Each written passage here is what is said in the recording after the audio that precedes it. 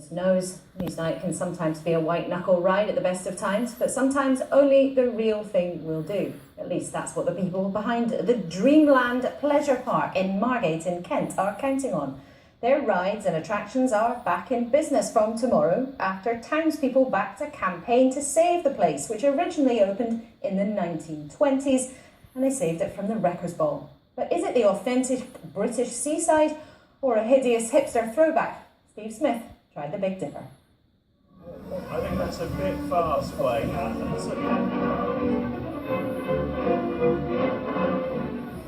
So what's a nice boy like you doing mixed up in this then, Wayne? I couldn't resist something that was about people power and about a community rising up to get, to stop an unsuitable development on a bit of brilliant British seaside land and wanting their amusement park back.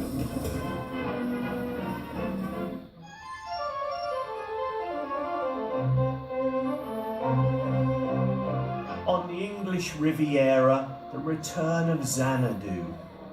Well, no, not quite, but a pleasure dome all the same. The Dreamland Pleasure Park at Margate. I can't wait to have a go. I'm in Dreamland.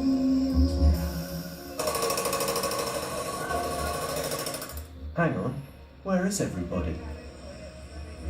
It's pretty cool having the rides to yourself, but then the place doesn't actually open until tomorrow morning. Are they going to make it? There seem to be a lot of finishing touches required before sunup. Dreamland is the heart of Margate. People refer to it time and time again as the heartbeat, and this summer that heartbeat is going to start beating again. It's providing a huge amount of jobs, 250 people just on this first phase that we're opening on Friday, and of those jobs, about 83% of them have come from the locals, let alone all the indirect jobs, all the different businesses we're working with. Dreamland opened in the 20s, entertaining Kentish folk and Londoners coming to Margate by train for their holidays.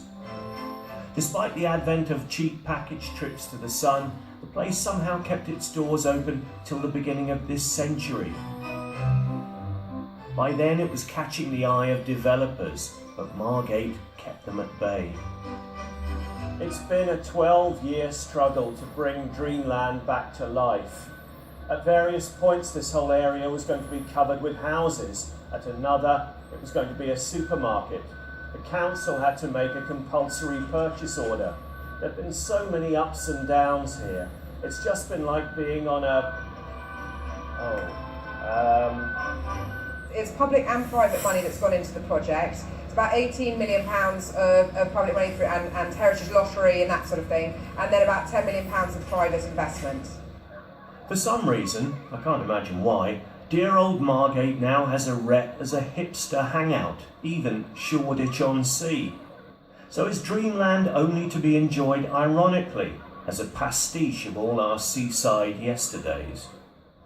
I think it looks fabulous, to be perfectly honest. The roller coaster itself at the moment still looks like some sort of garden furniture in the works, but no, I think it looks amazing. There is a danger that you're only appealing to the cupcake baking, tea drinking ironists, but that's actually a segment of the economy in Margate that seems to be thriving. There's a little quarter of kind of vintage shops.